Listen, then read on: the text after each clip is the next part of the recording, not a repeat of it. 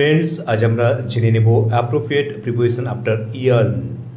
Yarn ওয়ার্ডটির পরে কোন প্রিপোজিশন বসে দেখে নেব। তার আগে আমাদের ইয়ার্ন ওয়ার্ডটির যে মিনিং সেটা জেনে নিতে হবে বা অর্থ। Strong desire, a strong desire or longing for something. Yearn ওয়ার্ডটির অর্থ কি? অর্থাৎ কোনো কিছুর জন্য আকুল আকাঙ্ক্ষা করা বা চাওয়া। দেখো, ইয়ার্ন ওয়ার্ডটির পরে তিনটি প্রিপোজিশন বসতে পারে, ফর, টু এবং আফটার। কখন কোনটা বসে দেখে নাও। ইয়ার্ন ফর কখন বসবে?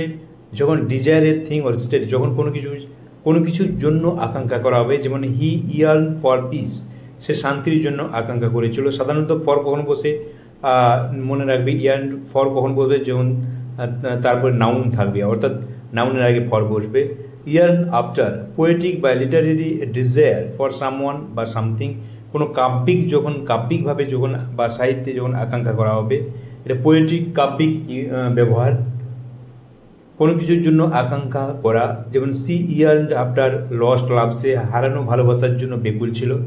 ইয়ার্ন টু কখন বসবে? ইয়ার্ন টু কখন বসবে? ডিজায়ার টু ডু সামথিং, অর্থাৎ ভার্বের আগে টু বসবে, মনে রাখবে।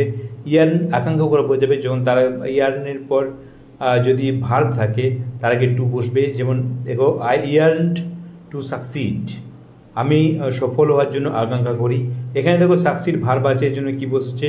ইয়ার্নের পরে টু বসেছে। তাহলে ইয়ার্ন plus to plus main verb যদি থাকে তখন কি ইয়ার্নের পরে কি বসছে? টু বসছে। তাহলে তোমরা বুঝতে পারলে যে ইয়ার্নের পর কখন ফর বসবে, কখন টু বসবে, কখন আফটার বসবে।